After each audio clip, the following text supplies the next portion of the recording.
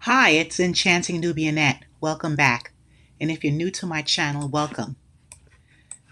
Everyone, this weather is not just winter, it's like a huge wake up call for all of us around the United States. When meteorologists start saying ice storm instead of the regular snowstorm, we know it's a code for danger. And definitely keep your heads up and prepare differently. Because we know snow is disruptive, but ice is destructive. So when there's a powerful Arctic air, the mass of air that collides with warm, moisture-rich air riding north over the Gulf, the result is not only fluffy flakes, it's freezing, ice freezing rain that turns entire regions into skating rinks made of glass. So this is why Sunday and Monday is being framed as an ice event and not a snow event, YouTube family. In a classic ice storm setup, the cold air, it hugs the ground while a shallow layer of warmer air slides in above it. And then snow forms high in the atmosphere and it melts into rain, and in that warm layer then falls back into sub-freezing air near the surface. But instead of refreezing into sleep, these raindrops, they will stay liquid until they hit the roads, the trees, the power lines, the roofs, cars, or any vehicles, where they instantly freeze. So that's how you get half-inch to even inches of thick coatings of ice that snap branches and collapses power lines, and it knocks out electricity for days. So this is the reason why, YouTube family, I'm making this video now, because this storm is called the coldest in a generation. Oh my goodness. So this event is really exceptional because it's not about precipitation. It's about the scale and the intensity of the cold air invasion. A true Arctic outbreak pushes south far beyond its usual boundaries. But this kind of cold is driven by disruptions in the polar jet stream, and is definitely allowing the frigid air normally locked near the North Pole is going to plunge deep into central and eastern United States, like where I live on the East Coast in New York. And when the temperatures drop rapidly and then they stay low for extended periods, like the 2 days, Sunday and Monday, our infrastructure will suffer.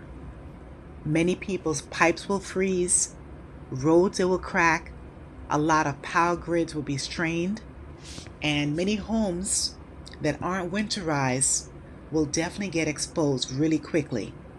And for many communities, this level of cold hasn't been experienced in decades. So that's why the weather forecasters use language like, quote unquote, once in a generation. So it's not hype. I don't believe it's really hype this time. It's definitely a combination of the depth of cold, geographic reach, and the duration of when this ice will be coming and how long it will last. So again, this storm is predicted to impact enormous population because this ice storm, it tends to form across the densely populated areas because they develop where warm southern air meets the northern air, the cold air. Usually it's along, like I said, central the United States and also the East Coast. But that puts the major metro areas right in the bullseye, right as targeted. When you layer in the power outages, transportation shutdowns, here in New York, I definitely know that a lot of buses will be scarce, and even the trains. Some of our trains, we have a lot of underground, but there are trains that run outside, definitely will be shut down. And there's going to be a strain on the water system, and there's going to be a ripple effect, which definitely will extend far beyond where the ice actually falls. So YouTube family, Please prepare, prepare, prepare. So you have to get, people who are working in the industries where they're working in food supply chains, hospital operations, emergency services. You're going to be prepared to be stretched thin because, as we know, when the weather situation gets extreme, many people won't be able to go into work. People will have to stay overtime. They'll have to do double shifts. But make sure, everyone, that you prepare, layer up. So I'm going to definitely talk about what states are likely to be impacted with this extreme cold. Then I'm going to talk about how you should prepare more.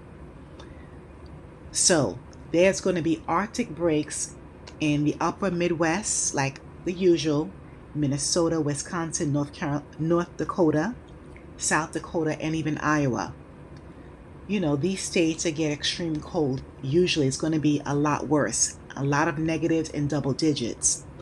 The Great Plain areas like Nebraska, Kansas, Missouri, and interior Northeast like Michigan, Ohio, Pennsylvania, and upstate New York. And even though I live in New York City, in one of the boroughs, I'm definitely going to be prepared as well. Then we also have the interior South. They're going to have extreme outbreaks like Arkansas, Tennessee, Kentucky, northern Texas, like Dallas and those regions, and Oklahoma. So there's going to be a lot of sub-freezing temperatures in many states that really aren't built for it. They're homes, a lot of those frame homes. The pipes won't be sturdy enough. They're not built for this. And again, the power systems, they'll lack cold weather insulation. So you definitely need to prepare and have a survival strategy. YouTube family, this is what you need in your house. If you don't have it, make sure you get it now, even before Saturday. Lots of water you need to purchase. Non-perishable foods. Make sure in your pantry you have tons of canned foods, packaged foods, foods in boxes, protein bars, dry goods. Of course, if you have children and babies, make sure you have that. You need to have a manual can opener. I know a lot of us have electric. I actually have about 3 manual can openers because, as you know, there may not be electricity when it's even dinner time on Sunday. So have your flashlights, tons of batteries ready, and try not to use candles because there's a lot of house fires, as you know, that spike during power outages. This is something that we all know. Make sure that you have a portable phone charger and even power banks. I bought mine some months ago, actually, off TikTok and even some on Amazon. So if you don't have it now, put in a rush so you can have it delivered quick and in a hurry, because communication is a lifeline. Make sure that you're going to have your phones working so you can speak to your loved ones, especially if you have anyone who is up in age, elderlies. Make sure you have a lot of blankets, especially thermal. You want to make sure that you dress in layers, making sure you're heating up your body, even if you're not able to heat up your house as much. Those of you who are taking medication, please make sure you have your prescriptions fulfilled already. Go and get your medications tomorrow and even Saturday.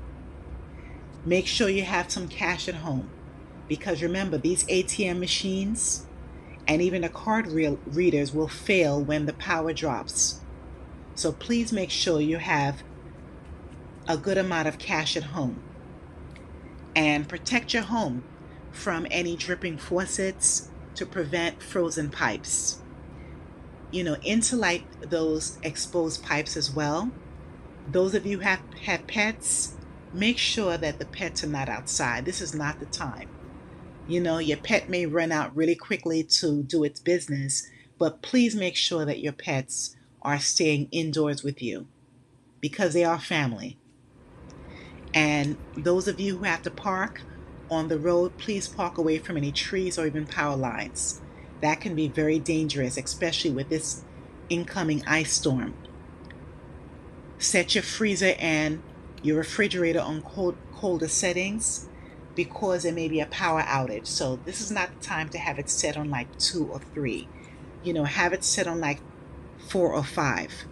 And if you don't have to drive, please stay home because ice doesn't even care how good your tires are. We don't need anyone skidding and, God forbid, getting into any kind of emergency or any accidents. Stay home because emergency responders definitely will have a lot on their plate for those 2 days. So again, extreme climate conditions like this is very intense and is not predictable. And it definitely means that many communities, especially, in areas where they may be low income and they don't even have a very good infrastructure, you need to be prepared and keep safe. Be proactive, not reactive, because preparation saves lives. And remember, this ice storm may be affecting, hundreds of thousands of people. So information definitely saves time. That's the reason why I have this video for you to please share with your loved ones, your friends, and community members. And we need to have leadership in the neighborhood as well. So again, this storm, we have to prepare everyone. Please stock up, check on your loved ones, and especially your elders. And, make sure you have tons and tons of resources, your medications, your water, dried foods, as I mentioned before. And don't ignore warning signs. Check your pipes and make sure you have your batteries and know where your flashlights are, even candles. Even though, have your flashlights to use first and power up your devices too. So everyone, please prepare. Thank you so much for watching. And again, please like, share, and subscribe to my channel. Stay safe wherever you are and keep your head on a swivel at all times. Thank you.